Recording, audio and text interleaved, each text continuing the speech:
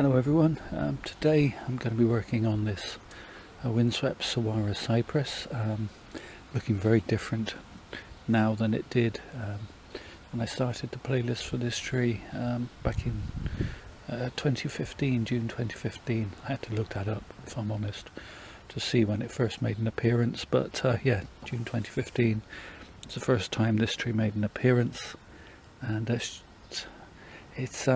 doing well. It's looking fantastically healthy at the moment, which kind of isn't what I want at this stage. Well, I want it to be healthy, obviously, but it's the impression of a windswept tree that's hanging on in there,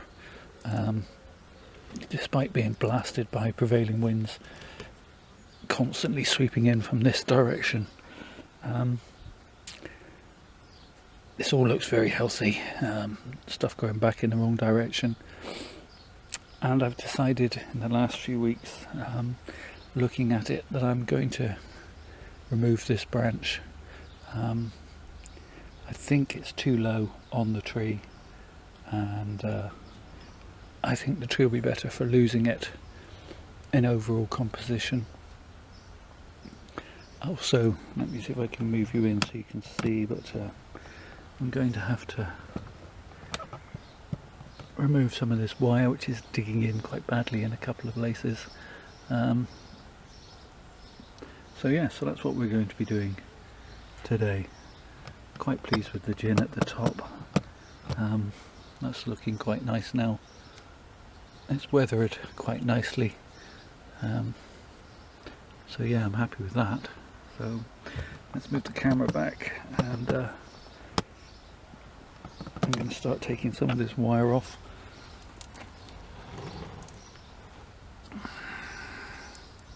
This is my preferred front, by the way. So I'm just going to actually move some of this foliage here. Sorry, I'm off camera.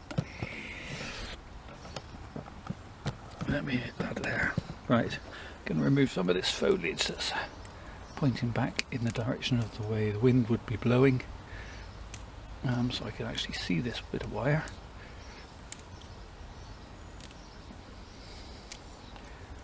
I've said this before on other videos, but you may not have seen them, but a Sawara is a joy to work with in that it's so soft. It's not at all scratchy or itchy. The foliage is very soft. It's also very dense, and it has a tendency to shade itself out. One branch will shade out another branch quite readily, so for that reason you do need to pinch them out fairly regularly. So there's a bit of wire, can remove that fairly easily.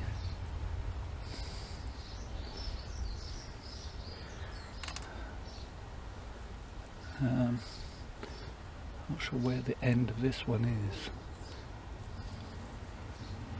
Buried in the foliage somewhere.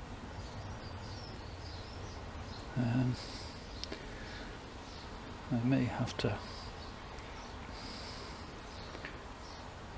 if I can take this end off. Luckily this hasn't, a bit of a mark. Bit of a mark just there, but it hasn't cut in terribly badly. But now that, because I wired these two branches, I can now work this one back and hopefully find the end.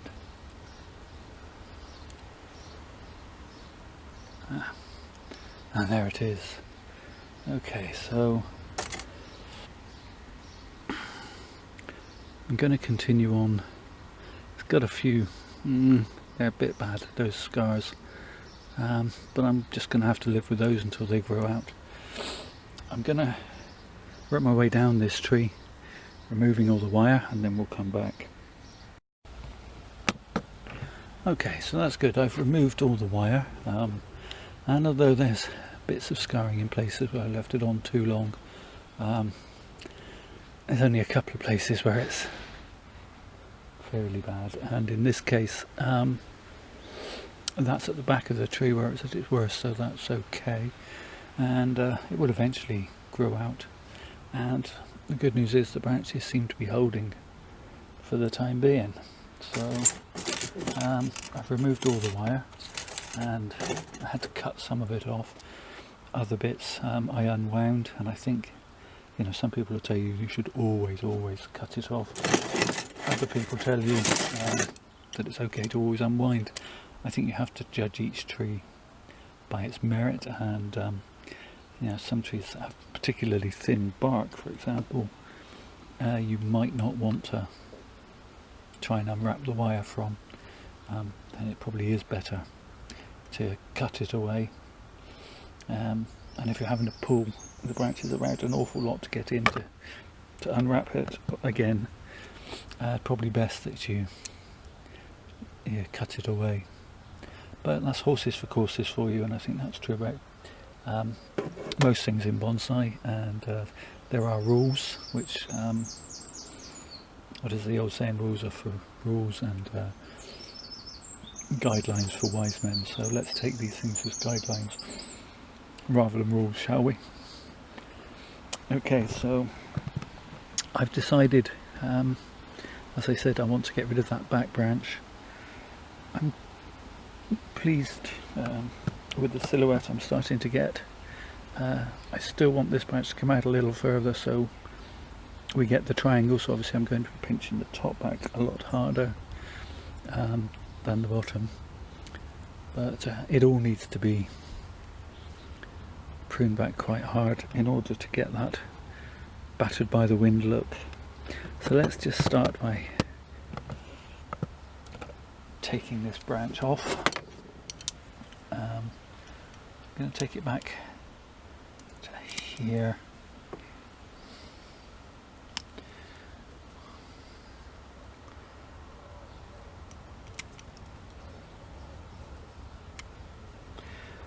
The good thing with these Sawara is they will back bud. As you can see, there is even young buds right in back into there. They won't back bud once you cut off all the green on a branch in the way that a deciduous tree would.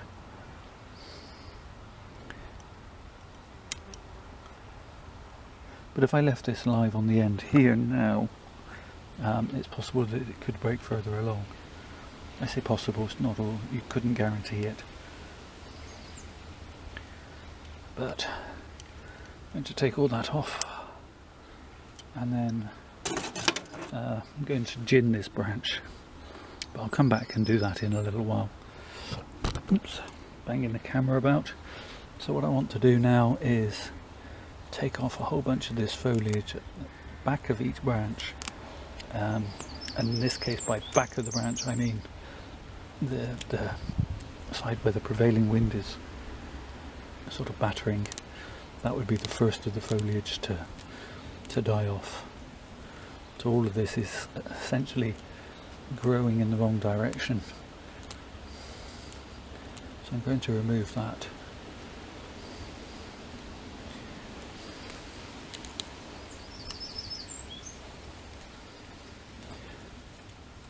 Hopefully you can see that immediately gives more of the impression that the wind is constantly just wind pruning any growth that comes out in this direction, like this stuff here. I hope I'm kind of making sense.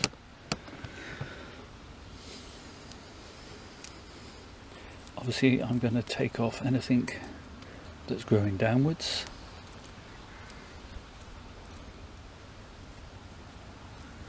Getting back to one of those sort of guidelines, mature trees, obviously unless they're a weeping tree, don't have branches that hang downwards. And then I'm just going to pluck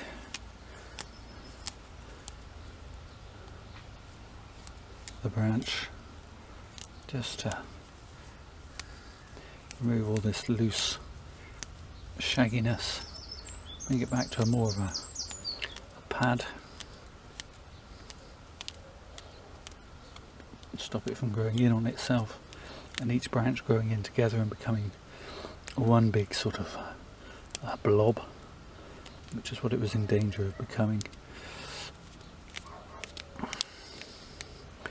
I'm going to leave a few that are growing in this direction to continue to elongate the branch.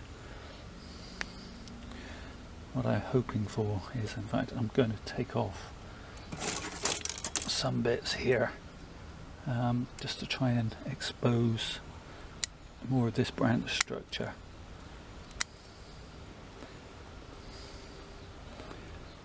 And push the growth further outwards, which is the opposite of what you're often doing in bonsai, which is trying to pull growth inwards. But in this case, trying to give the impression of the wind having chased the growth down almost, so that as the wind blows, the growth moves away, the wind kills off a bit more,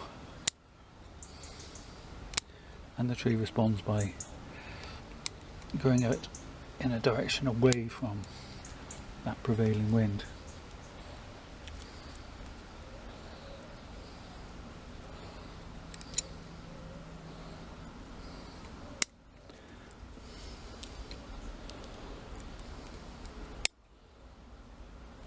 I could gin these, I suppose, but I think it'd be very fiddly, and I'm not sure it would look right in the end.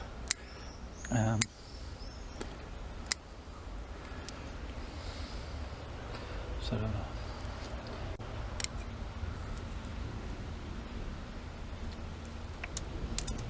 okay, I hope that makes sense what I'm doing there. It's not just random destruction for the hell of it.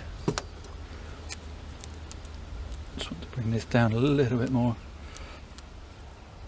It's going to make the tree look a bit sorry for itself for the next few weeks, but then it'll gradually turn back to this lovely blue, silvery blue colour. Okay, so let me see if I can show you what I've done a bit more clearly with that branch. The idea is the wind has killed off this edge, and the growth is retreating away. So I'm going to continue that around the rest of the tree.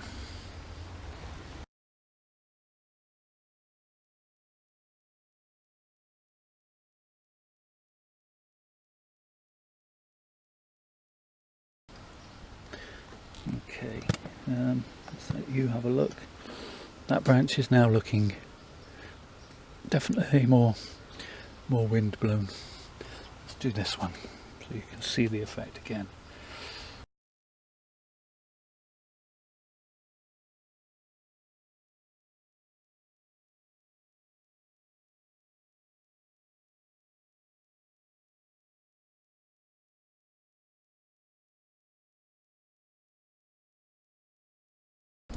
Okay, so I'm going to turn the camera off and pluck all the rest, and then we'll come back and have a look. Okay, so I hope from this angle you can see what I've been aiming to do, which is to bring these pads back into a shape where they're not interfering with one another, and that I'm gradually beginning to get the triangle effect. Obviously this branch has got a lot more growing out to do. This one could do coming back a bit more, but I'm also getting that foliage coming away from the trunk. That's that wind keeps battering it and blowing it. In case you're wondering where Cooper is, it's been a very busy day. So over the next few years I hope to sort of finally get, by constantly pinching in the tops and allowing these to grow out, to get that triangle. So now what I'm after doing is just a bit more. Working on this branch here and turning that into a gin to match these others, and so I'm going to start by cutting the bark away from the trunk here, and then hopefully it'll just peel back for me.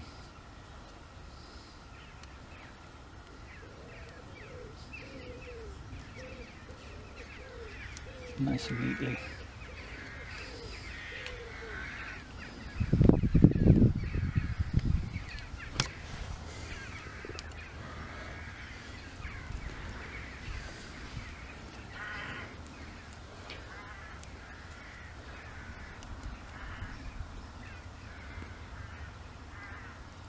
And that's it, coming off quite nicely.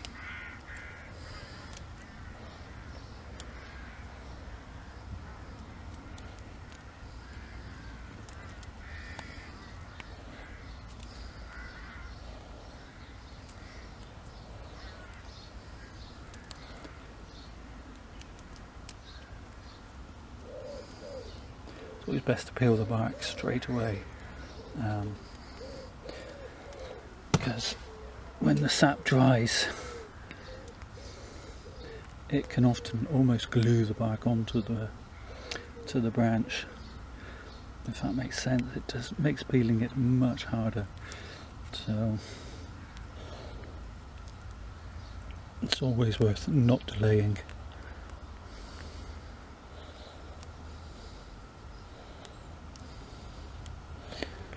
Some people crush the ends and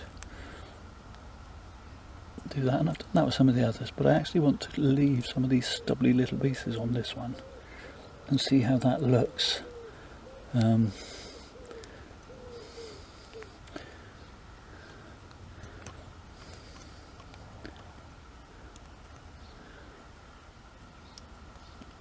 idea in my head for this tree is that it was possibly one of a pair of trees, and its sibling gave this some shelter to begin with, let it to grow up, but it was always battered and bashed, and then when that sibling gave in to the wind, left this one entirely exposed, then it began to kill off this side of the tree and indeed the top. So I'm just going to squash that bit. That bit doesn't look quite as nice as I should like. Could do with a decent pair of ginning pliers, Father Christmas, if you're listening.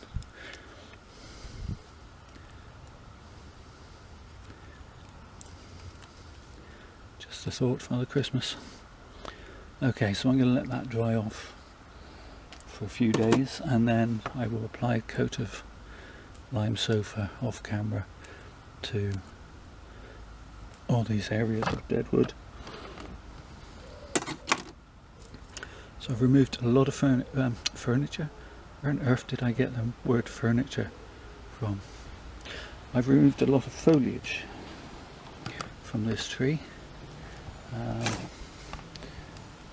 But it's a very healthy tree. It was growing very strongly, as you saw at the beginning of the video, and now I think it will recover quite nicely, and probably by the end of the summer it will look like a shaggy lump again. So that's about all I'm going to do for this tree. I do want to just brush off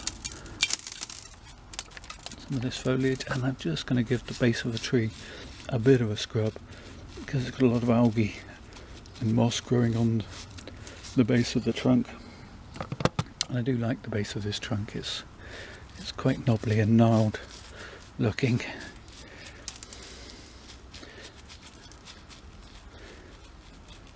Looks like it's been weathered, which obviously is just the look I'm after.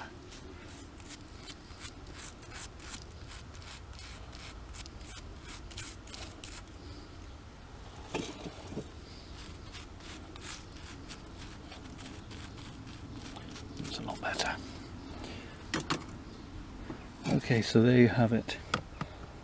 And just give you a bit of a close-up of that base of the trunk. Hunkering down into the soil, holding on for all its life against the wind. So there you have it. Apologies for the raggedy camera work. That'll be all for this tree today.